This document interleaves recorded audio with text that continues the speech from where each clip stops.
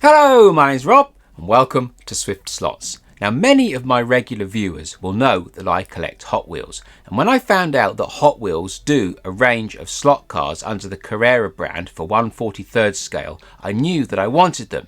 And then just about a year ago, they introduced this one, the Bone Shaker. Now, the Bone Shaker is a car that I do like to collect, but only the one with a whole roof. I don't like the one with a hole in the roof, and this one indeed doesn't have a hole in the roof. So I was all over this model when it came out, and my daughter bought it for me for last Christmas. So I've had this in my stock ready to go for about the last sort of 9 or 10 months, eagerly waiting for the day when I take it out of its packet and I try and turn it into something a little bit better than it is now. Now, if you own Carrera cars, slot cars, you'll know that the 1/43rd scale cars use a blade and not a guide. Now, the problem with the 1/43rd scale Carrera cars is they're designed to run on a plastic track with metal guides and a very strong magnet in the back, so the car never really gets a chance to slide out, which means that the blade style guide in the front works perfectly well because it doesn't have to cope with the car going fully sideways.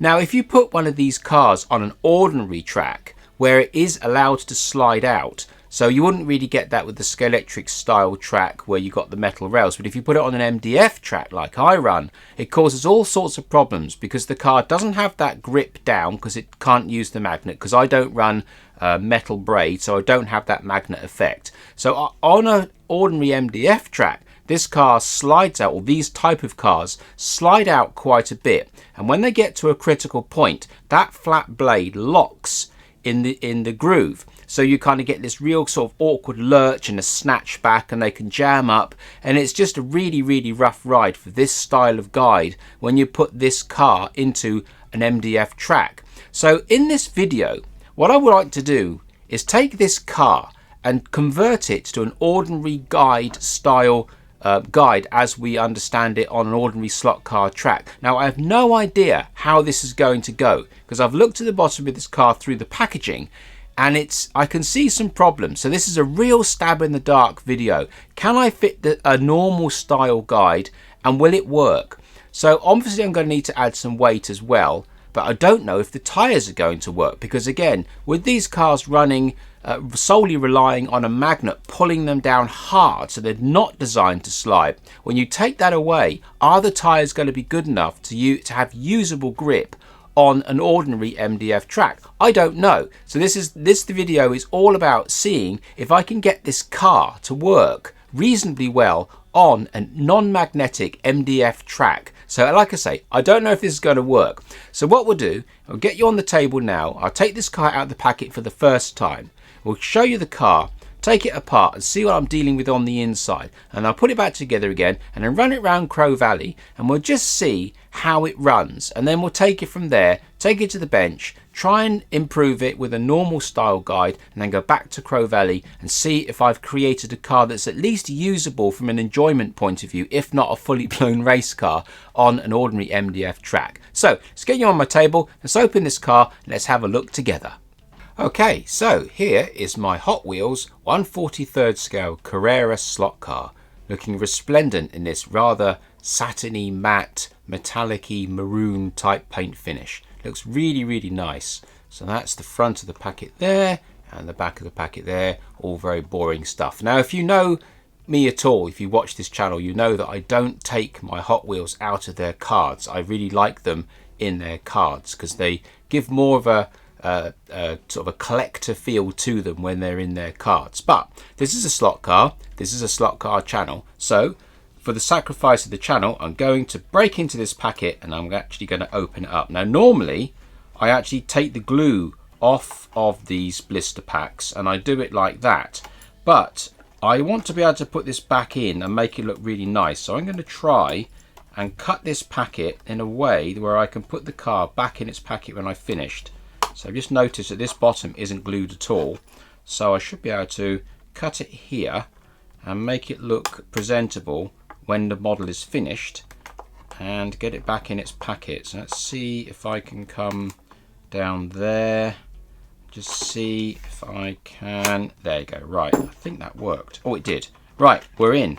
And there we are. So now the packet is reasonably unscathed, and I can lift it up and I can glue the packet back at the bottom there, or sellotape it back when I finish the project. So that's that. So here we are for the first time in my hand since Christmas, and it's extremely nice. I really look at the colour on that. It's a really nice car. It's not a lot of weight to it. I'm guessing maybe 55 grams, something like that. I will weigh it at some point now. So here we are. There is the car, and this is the oval pin that I was saying about here. And I say it's oval, so when it gets into a groove it can lock, and there's no room for it to move at all. So it's a fixed pin. And here is the very powerful magnet. Now the first thing I can see is we've got a good old bit of gap between here and the bottom of the chassis, which means I could put some lead on the underside of the chassis and get it all the way down low if there's not enough room inside. So I've got lots of options to put lead on this car. Now I know that putting lead on the bottom of a chassis isn't legal for some sort of club rules, but then this won't be a club car. This is just for me, so I can break out the rules a little bit and put some lead on the bottom of the car if I want to. And with regards to these tyres being grippy, well, it's hard to know. They're not particularly grippy on this blade here, and they don't feel particularly grippy, and they've got zero grip on this rubber mat. So yeah, we might struggle with those tyres. However, what do they look like when we take them off the rim? Right, okay, so they are, yeah, so they're basically a standard fitment. They got a wide groove in them like that, and as we can see on the wheel, you've got this kind of weird pattern which effectively makes the groove wider. So yeah, they can be remade in PU. How well they'll fit on that groove, I'm not sure. It may be better off, if I do make PU tyres for it later on, is to cut off these little pieces on the side here and just leave that centre rib, so that then when the tyre pulls over nice and tight, you don't have these little recesses. You've just got a straightforward tongue and a groove. So there'll be a tongue on the wheel and a groove in the tyre, and that will probably maintain the tyre's profile much better. So that will be a job for another day if I need to make PU tyres, but that's out of the scope of this particular video. Now I do actually have another 143rd scale slot car that I do want to do some work to. Now it's an SCX brand car, so I won't need to change the guide, although I will be changing the guide itself for a different guide. So that car will just have a guide swap, but there's more work going on with it elsewhere. But that also may need some PU tyres. So in that video, if this car does need PU tyres, I'll do the PU tyres for this car and the other one in that video. But in this particular video, all we're going to do is we're going to see if I can change that pin for a proper guide, add some weight, true the tyres up, and see where we get doing that. So let's just whip off the body and we'll see what it looks like internally, and we'll see what we're letting ourselves in for. Okay, so the body just comes off nice and straight. There's nothing stopping that from coming off. And this chrome piece, again, that's just a straight up piece that's just slid straight into the body. And we've got a glass in here as well. So what's that doing as well? All right, okay, so that just pulls out as well. So that's interesting. So you could actually run it without the glass, and then you could actually have a proper open cockpit. That could be something we could do on this video. I wonder if we could make an interior for it. Well, there, that looks, I don't know, would that look better? I'm not sure. I don't know. Leave it in the comments below if you want me to come back and make an interior for this car in a vacuum formed glass set or something, because the actual Hot Wheels Bone Shaker doesn't actually have a glass in it. It's just open. But this one's got the black. I don't know whether it looks meaner with the black in it or not. I think it does. I think it looks quite mean with the black windows. So maybe we'll leave the black windows. But here is the chassis. As you can see, it's very simple. We don't have a lot of room for doing an awful lot, and the motor is quite small. Although I might try, perhaps, if this motor is underpowered, I might see if I can replace that motor with a standard ordinary slot car slim can, and see if we can get a slim can motor in there. Maybe have to turn down the shaft to put the pinion on. But for this video, again, we'll leave it as it is, and we'll just see what we can do with it. But there is actually a reasonable amount of room in here for lead. Again, we'll have to see if we need more lead to go on the bottom or whatever. We'll have to wait and see. But like I say, here is the front end that we're now primarily working on. So we got a little bit of a gap just in here to potentially put a pivot. We may have to split the guide so we can get access to that screw, or potentially just fit in a new body post. But there's not a lot of room here to get another body post in, but I don't know if there'll be enough fixings in the back. Maybe there'll be enough fixings in the back to just use those back 2 screws, but we'll come back to that when we do. So for now, this is what the chassis looks like, and now we'll put it all back together again, and we'll run it around Crow Valley and just see what it goes like in its standard form. And I'm really not expecting very much.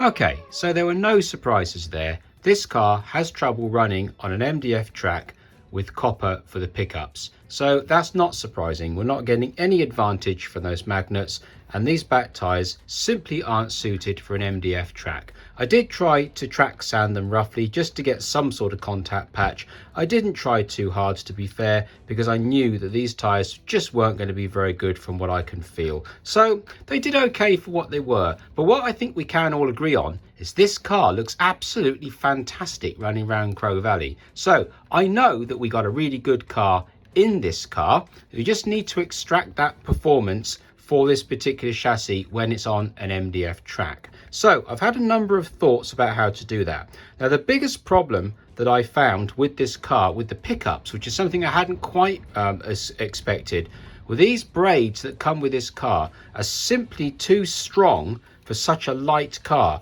And talking of light, let's just weigh it and find out what she does actually weigh.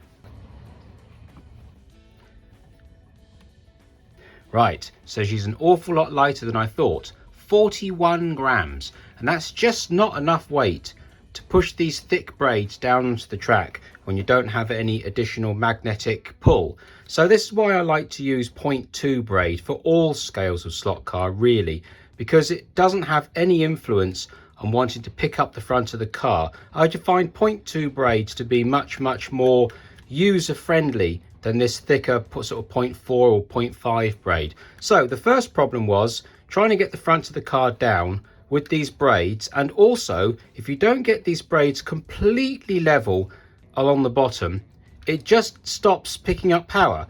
They just won't run around the track properly because you cannot get both of these very stiff braids with absolutely no weight above them down onto the track evenly. There's just not enough weight to make those braids go flat. So we need to change the braids for sure for something a lot thinner, which we will do when we change for the guide. So the other thing I want to try and do now is get one of these slotting plus guides into the front of the car. Now, Pendle Slot Racing do this really awesome little pack.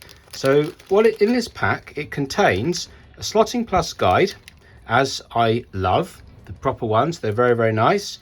Gives you 2 spacers for the guide as well. It also gives you 2 ferrules, if I can catch that one that's escaping.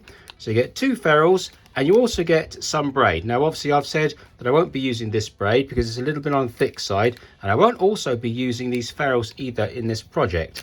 But also in the pack, you do get a very nice piece of proper silicone wire that's very fine. So we will be using that. So that's out of that packet.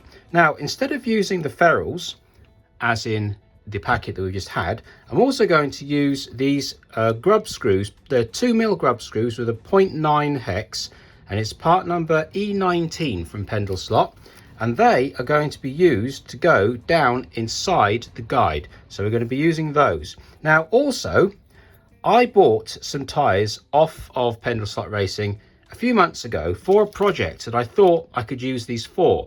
Now, it turns out that these tyres were just too small for the project I had in mind. It was a bit of wishful thinking, really. And I put them in my stores and thought, well, you never know, one day I might use them. And I absolutely will be using them on this car because I've discovered something very, very cool.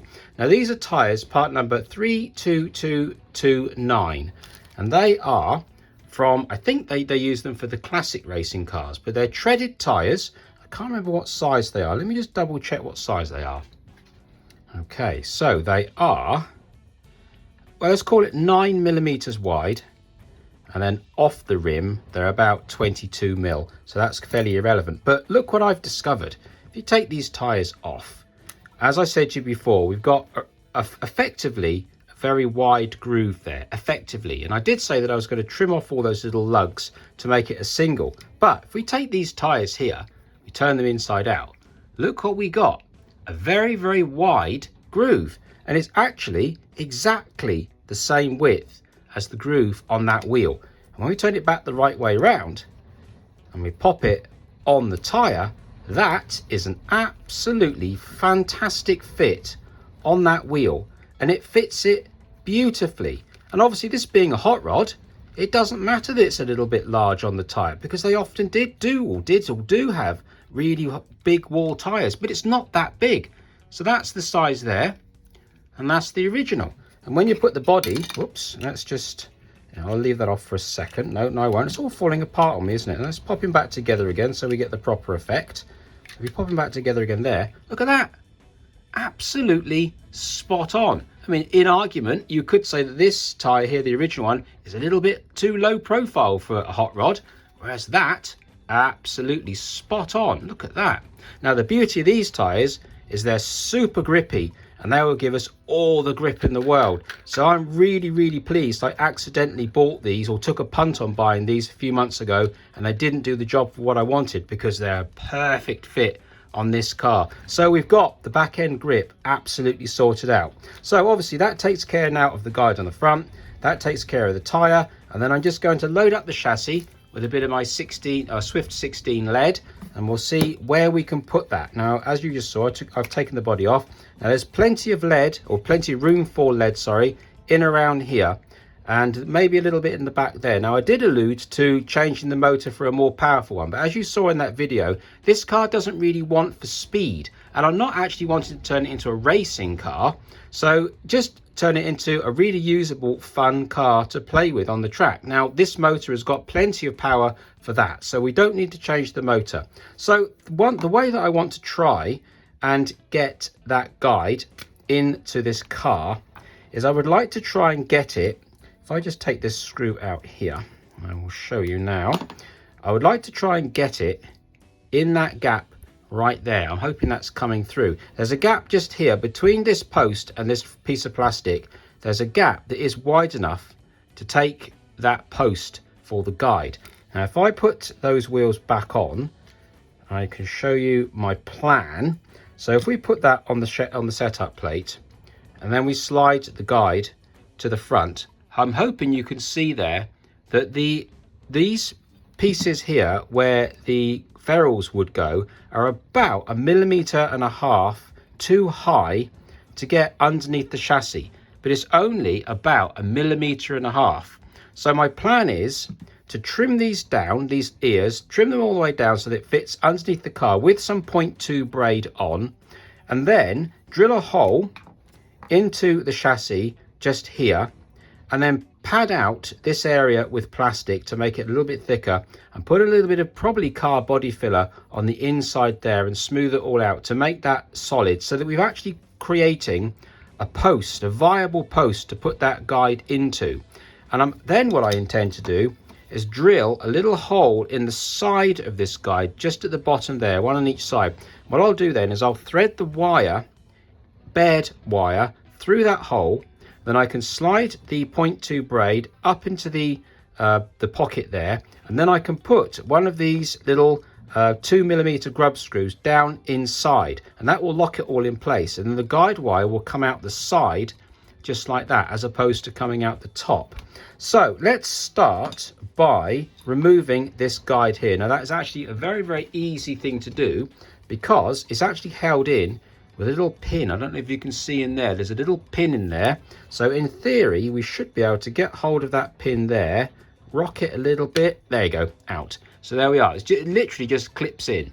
If you can see there, so it's just literally a clip, so we can get rid of that. And now what we've got is we've got a nice little area here to start doing something with. So I'll unsolder these tabs here as well, and I'll yeah, let's try to think now. I think what I'll do is I'll make up some plastic triangles, if you like, that shape the top of this guide, and then I can glue those in place, and that will give me thickness, and then I can drill a hole all the way through that, then fill up that with resin, with car body filler, and then we'll take it from there. So let's have a go at that. Let's just strip out all this brass here and then make up some plastic, maybe trim a little bit of this off of here just to smooth it all off, and then we'll see where we go.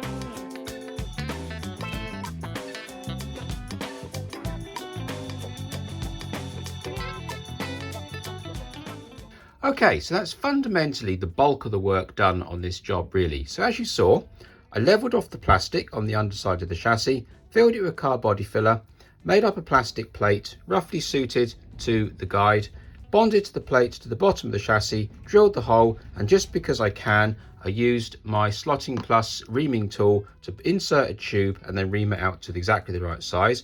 And now my guide fits on the front of the car, and as you can see, I have actually managed to get it right in that gap, right ahead of that front axle. So that's exactly where we want to be, and we haven't got any awkward pivoting points behind the front axle, which is massively advantageous for a slot car. You don't really want that pivot guide behind the axle. Really, it should be in front or at least level with the axle.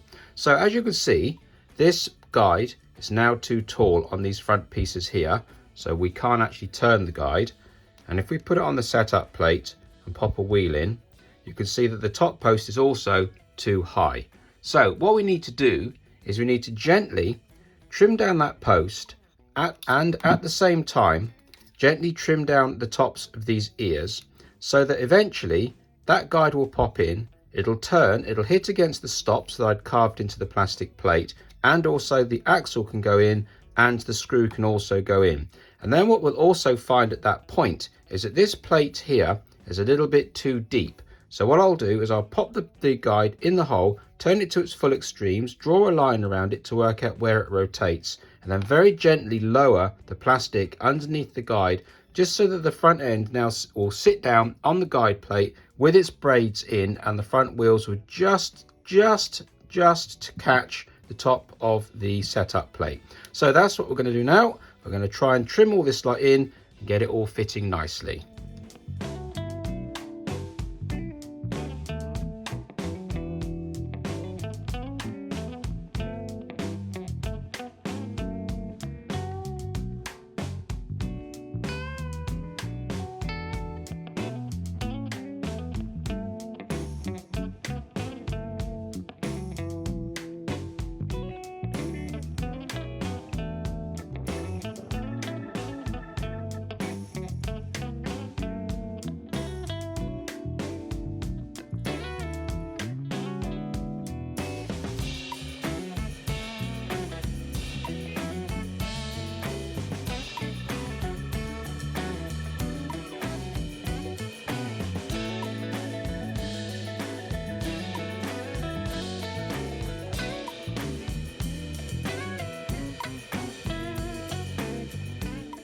Okay, so after a little bit of grinding, trimming and cutting, I've created this recess here to fit the guide into, and I've also lifted up the front of the chassis just a little bit so that I can allow the front of the guides to clear as well. And I've actually ground down the top of that guide as well just to reduce the height, and I've reduced the height of the tube and also a little notch in the back of the guide itself. And also on the top side of the chassis here, I've created a little groove for the axle to run in and a slightly deeper pocket there for the screw to go into as well. So now what happens when the guide goes into the car, the guide is perfectly free to turn. And also when you put the screw into the little holder there, the axle is free to run in its bearings. So it's still nice and free. There's no up and down movement. And also the axle is free to turn without any problems at all. And when you put the front tire on, and you bring up the wires into these little recesses that I've also ground into the chassis, you pop it on the chassis there on the setup plate, and the front tires turn, but they're also very free to turn as well without any real resistance. So everything is exactly where it should be. Also, when you put the body on, the front guide misses the bottom of that skull perfectly well. So all we now need to do is disassemble this. I'm going to put a little bit of paint over the front end just to sort of neutralize some of these blacks and a little bit of the sanding marks, and then we'll add a little bit of weight in the back, put the different tires on, and then go back to Crow Valley and see how she runs.